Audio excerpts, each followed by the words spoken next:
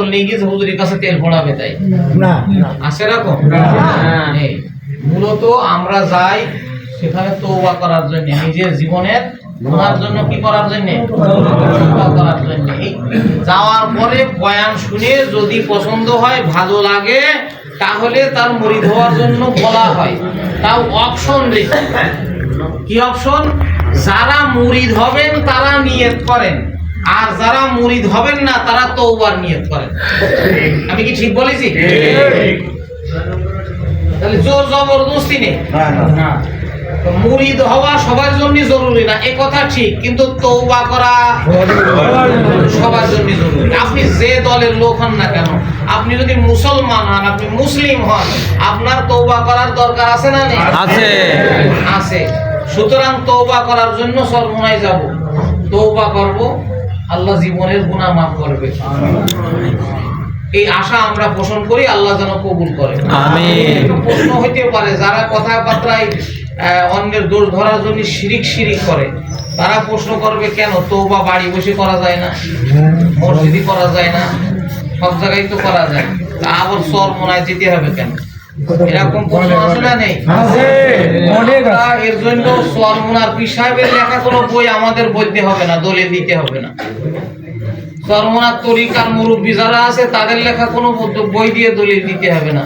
সরাসরি বুখারী মুসলিমের কিতাব থেকে দলিল দিতে পারবো। ইমাম বুখারী রহমাতুল্লাহ আলাইহি চরমনার মুরিদ ছিল না? ইমাম মুসলিম না ছিল। সেখানে তওবার বড় একটা ঘটনা বর্ণনা করা হয়েছে, আপনারা কম বেশি বারবার শুনেছেন। আজকে মাহফিলের প্রেরণা যোগাবার জন্য হাদিসটি আবারও শোনাচ্ছি যে একজন মানুষ ৯৯টা খুন করেছে। কয়টা? ৯৯টা খুন করেছে। খুন করার পরে এক সময় তার বিবেকে প্রশ্ন জেগেছে যে আমার তো ক্ষমা দরকার, যদি বিচার হয় তাহলে আমার এই জুলুমের অন্যায়ের বিচার হইলে কত ভয়ানক হবে। তো এই জন্য এর মাপ কিভাবে পাওয়া যায়, তো এই চিন্তা ভাবনা করে এগোচ্ছেন। হঠাৎ সামনে একজনকে পেয়েছেন, ওই সময়ের ধর্মগুরু বা ধর্মীয় আলেম। তার কাছে জিজ্ঞেস করেছে যে আমি তো ৯৯টা মানুষ খুন করেছি, এটার কি ক্ষমা হওয়া সম্ভব? হাদিসে আছে যে ব্যক্তি বিনা অপরাধে একজন মানুষকে খুন করলো, সে যেন পুরা মানব জাতিকে খুন করলো। রাসূল সাল্লাল্লাহু আলাইহি ওয়াসাল্লামের জবানে বলা হয়েছে যে বিনা অপরাধে কোনো মানুষকে খুন করলো, সে যেন পুরা মানব জাতিকে খুন করলো। এগুলো খুব সিরিয়াস। যেমন আদম আলাইহিস সালামের ছেলে, এক ছেলে আছে না প্রথম হত্যাকারী, কাবিল, কিয়ামত পর্যন্ত যত মানুষ এভাবে বিনা অপরাধে খুন করবে তার একটা আমল খারাপ গুনাহ তার আমল হয়ে যাবে, কঠিন কঠিন। তো একজন মানুষ খুন করলে যদি সারা মানুষ খুন করার অপরাধ হয় বিনা অপরাধে, যে লোকটা ৯৯টা খুন করেছে তার কি মাফ হওয়ার কথা না? এই জন্য হুজুর সোজা ফতোয়া দিয়েছে যে তোমার ক্ষমা কি করে সম্ভব, এত মানুষ খুন করলে কি মাফ হয়? তো জালেমের সামনে যদি বলা যায় যে মাফ হবে না, তাহলে রেগে যায় না? ও রেগে গিয়ে সেই আলেমরা খুন করেছে। খুন সংখ্যা কত? ১০০। না আপনি মনে করছেন যে নিজামুদ্দিন আউলিয়ার কথা বুখারী শরীফে যাবে, আপনি ভাবলেন কি? সেদিনকারের মানুষ উনি একজনও খুন করেনি, খামাখা মিথ্যে কথা। উনি আউলিয়া তো আগে থেকে আউলিয়া, শুনি না। এটা হলো হাদিসের ঘটনা। আচ্ছা, আল্লাহর নবী সাল্লাল্লাহু আলাইহি ওয়াসাল্লাম যে ঘটনা বলছেন, এই ঘটনা নবীজির জামানার না, আরো আগের জামানার।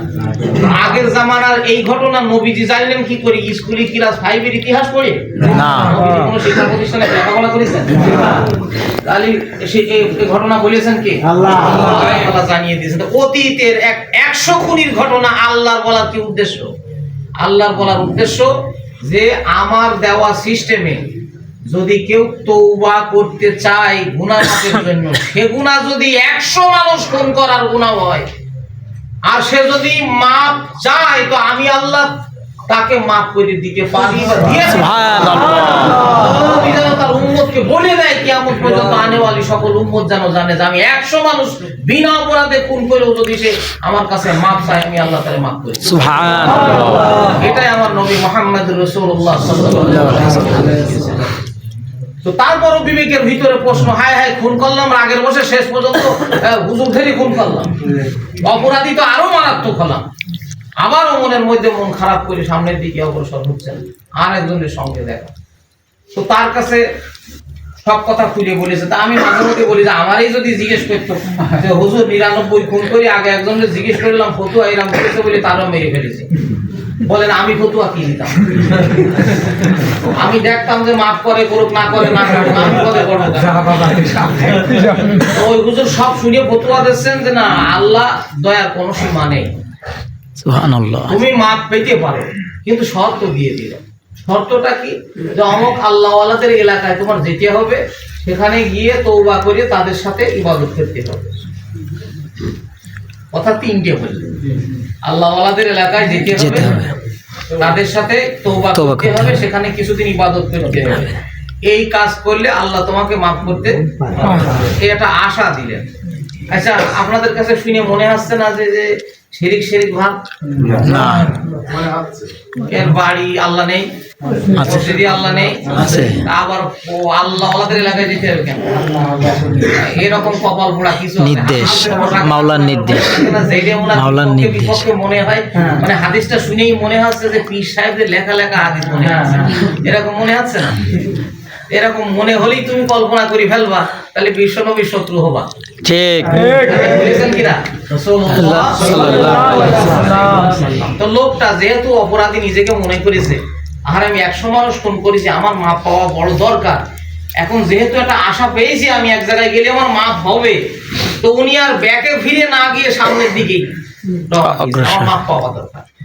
রওনা দিয়েছেন তো দিয়েছেন, রওনা দিলেই তো হয় না। আমরা জীবনে কতই তো আশা করি যে যাবো সর্বনাই, এখনো তো বয়স হয়নি, গেলেই তো জিকির আজকার টুপি পাঞ্জাবি দাড়ি সব শুরু করা লাগবে না, অন্তত কিছুদিন পরে যাব, একটু বয়স এরকম আশা করি। কিন্তু ভাই দেখি সবাই জোটে না। উনি নিয়ত করে কেবল কয়বার রওনা দিয়েছে আর অমনি আজরাইল এসে হাজির, রুহু কবজ করে ফেলেছেন, রাস্তার মধ্যে মারা গিয়েছে।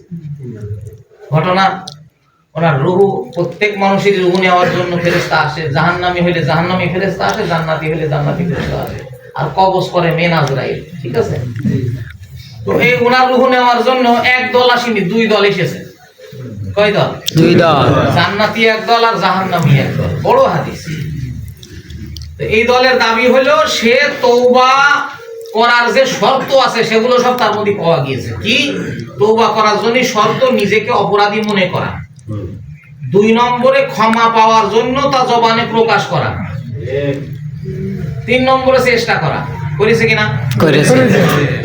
কিন্তু সে যেহেতু তওবা আনুষ্ঠানিকভাবে এক জায়গায় গিয়ে করবে সেই নিয়তে রওনা দিয়েছে, সেই হিসাবে তো সে মুখে এখনো আনুষ্ঠানিক তওবা করেনি না। তো বাস্তব মাসালা হলো যে আস্তাগফিরুল্লাহ আস্তাগফিরুল্লাহ যে মুখে বলি, এইটা হলো তওবা পড়া। এটা কি? তওবা পড়া।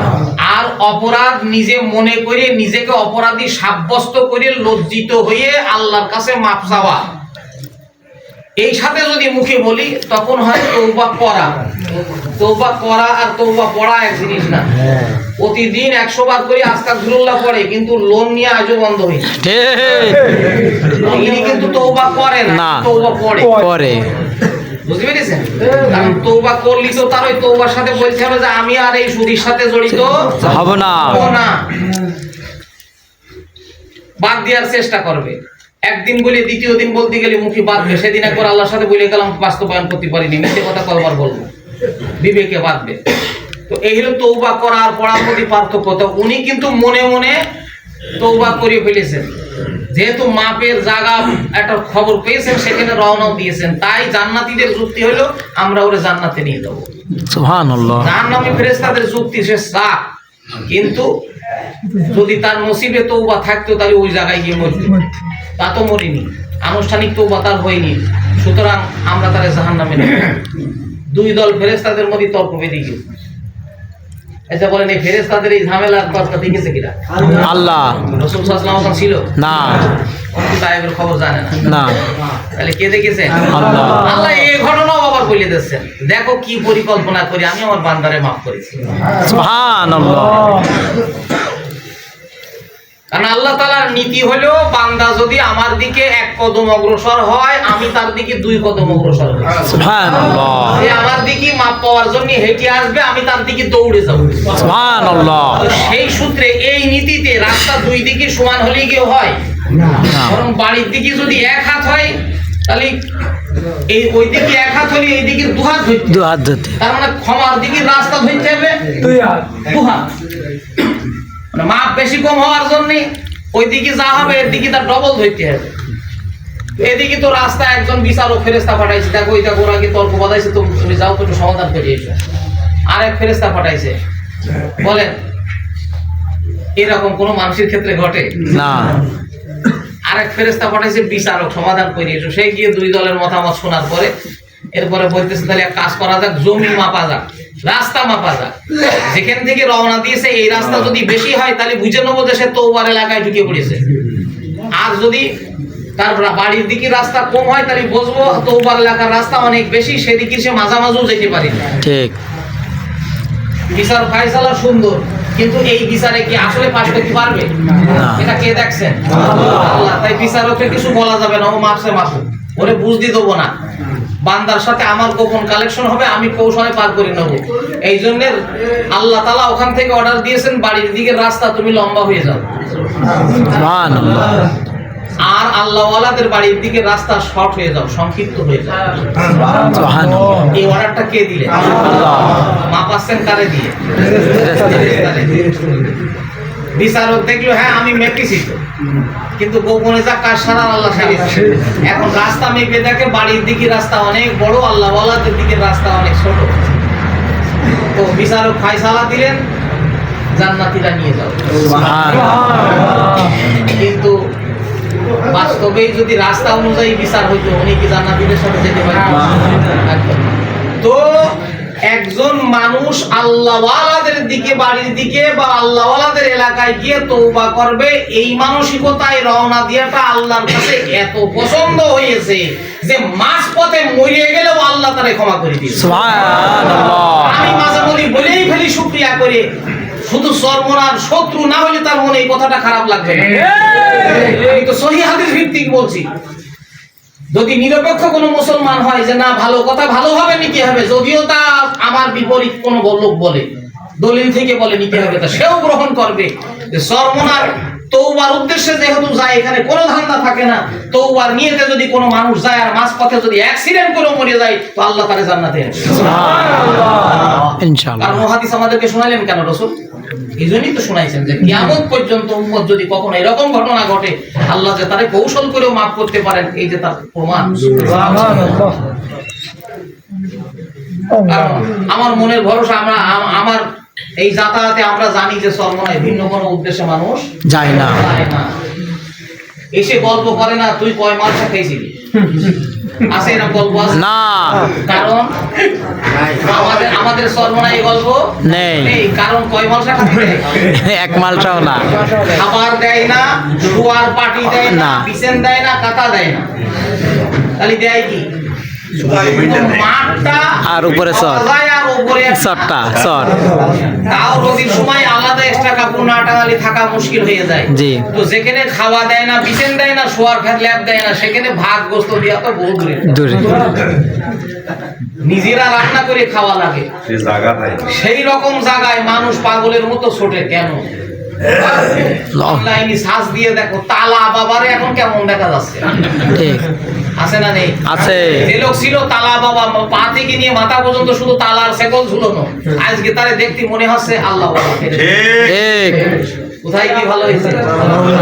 মনে গিয়ে চট্টগ্রামের কি মাস্তান জানো? কালু মাস্তান। কালু মাস্তান, আজদাহা মাস্তান, দেখলেও ভয় লাগে। সিলেট। সিলেট। আল্লাহর বান্দারে কালু ডাকাত। কালু ডাকাত, কালু কসাই নামও খ্যাত। হ্যাঁ। আল্লাহ তাআলা তারে এমন বানাইছেন চরমনাইতে এসে এখন সে মনে হবে যেন বড় মাপের একজন আলেম, ঠিক কি না? ঠিক।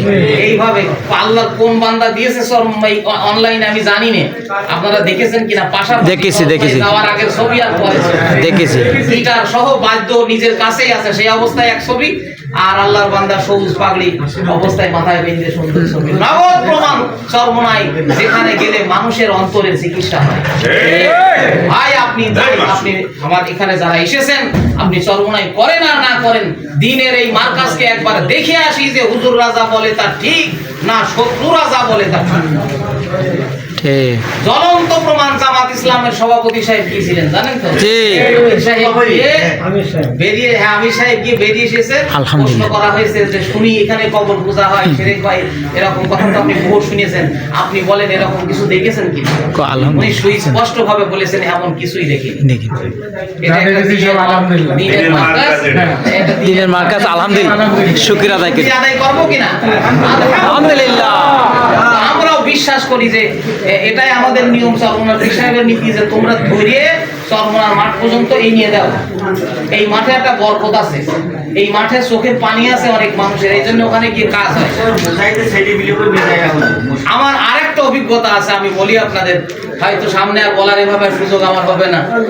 সেটা হলো যে দেখবেন কিছু মানুষ জিকির আজকাল শুরু হইলে পরে, নতুন লোক তো ভালো লাগে না বলে উঠে হাঁটা দেয় মাহফিলের বাইরে চলে যায়, গিয়ে হয়তো গোসল করে আবার ফিরেছে, জানে না যে এখনো হচ্ছে, এখন রাস্তার তে মাথায় ধরে বসে লাঠিয়াল শেষটা সে এখানেই বসা লাগবে, ভিতরেও লিখে দেবে না, কিছু তো পারবে না, প্রত্যেকটা ভিতরে না দিলে আমি বেরিয়ে চলে যাই, তা বলছে না এখানেই বসতে হবে। ওই পার্টির মধ্যে আমু একজন বলতে আমার দিলেন না, আবার বসে গেলাম কোন বেকায়দা, তো এখানে তো উপায় নেই, বসে গেলাম। যারা মোটে বসবে না দেখলাম দাঁড়িয়েও সেই কায়দা নেই, চরমোনার মুরিদ না বাইরের লোক, এখন জোর করে যখন বসেছে, বসেই তো আছে, কিছু করার তো নেই, ওখানে কথা বলতে আছে না, কেরা কথা বললো সব চুপ, একেবারে চুপ করে বয়ান শুনছে। ভাই যে ভাইটা বসবে না সেই লোকটার চোখের পানি দেখে আশ্চর্য হয়ে গেলাম, বয়ানের কি অ্যাকশন, ওই তে মাথায় কাগজের উপরে বসে জোর করে ধরে যারা বয়ান শোনানো হচ্ছে, পুরা পিছনে ডানে বামের লোক দেখুন চোখে পানি আর পানি। তাহলে মাহফিলের ভিতরে নিরিখ করে নিয়ত করে বসে যদি বয়ান শুনতো, সেই বয়ানের ধার কত। অনেক সময় এমন ঘটে যে গেল লোকটা লুঙ্গি গামছা নিয়ে গোসল করার জন্য, কিন্তু বেকায়দায় পড়ে তে মাথায় বয়ান শুনে আসার সময় একটা পাঞ্জাবি কিনে নিয়ে মাঠের মধ্যে বসছে। হয়েছে না হয়েছে? কিনে গেলি গোসল করতে পাঞ্জাবি ভালি কনে ওটা কিনে নিয়ে এসেছে, পাঞ্জাবি কিনা সব হইলো কোন থেকে, ওই যে বয়ান কিনেছে ওখান থেকে নগদে পাঞ্জাবিটা কিনে নিয়ে দিতে। তো আমি সবাইকে ফাল্গুনের মাহফিলে যাওয়ার জন্য, যারা আমরা চরমোনার করি, আমরা যাব আমাদের ইমানি জজবা বৃদ্ধি করার জন্য, আমলের আগ্রহ বৃদ্ধি করার জন্য। এটা স্বাভাবিক যে মাহফিলে না গেলে ইমানি জজবা কমে যায়। আমরা কেন, সাহাবীরা বলছেন ইয়া রাসূলুল্লাহ আমরা মুনাফিক হয়ে গেছি, আমি মুনাফিক হয়ে গেছি। হুজুর বললেন কি করে বুঝলেন? আপনার সামনে থাকলে মনটা যত ভালো থাকে, বাড়িতে গেলে এমন ভালো থাকে না। এই জন্য অনেক সাহাবী ছিলেন যাদের অভাব বেশি, পেটে ক্ষুধা, এই সব ভুলে থাকার জন্য রাসূলের মজলিসেই বসে থাকতেন।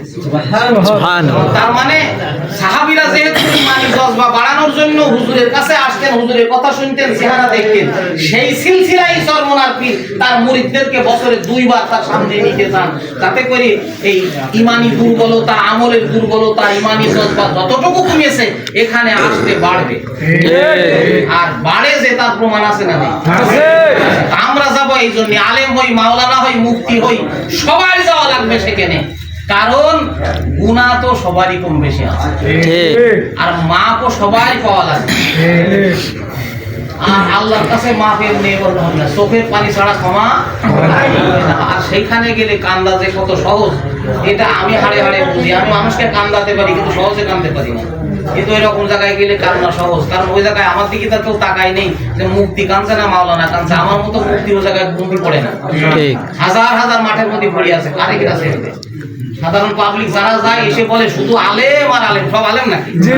মানে আলেম আর মুরিদ, সাধারণ আলেম সব দেখতে তো একরকম, এই জন্যই বলতে শুধু আলেম আর আলেম। তো সেই জায়গায় আলহামদুলিল্লাহ যারা নতুন মানুষ এসেছেন, নিয়ত করে ফেলেন যে অন্তত যাবো। নিয়ত করবেন না এবার যাবো না আগামীবার যাবো, আপনার হায়াতের গ্যারান্টি কিরা দিয়েছে? এবারই চলেন, যদি আল্লাহ ভাগ্য ভালো করে তো ইনশাআল্লাহ এবার মাহফিল থেকে জীবনের গুনাহ যদি আল্লাহ মাফ করে দেয়, হায়াত যদি আমার 2 দিন পরে শেষ হয়ে যায়, আমাদের কোনো আফসোস আর দুঃখ নেই। আল্লাহ যদি মাফ করে, কবুল করে নাই, বেশ আলহামদুলিল্লাহ। দেখি তোর নিয়ত আছে কার কার, আমি ওয়াদা করাচ্ছি আল্লাহ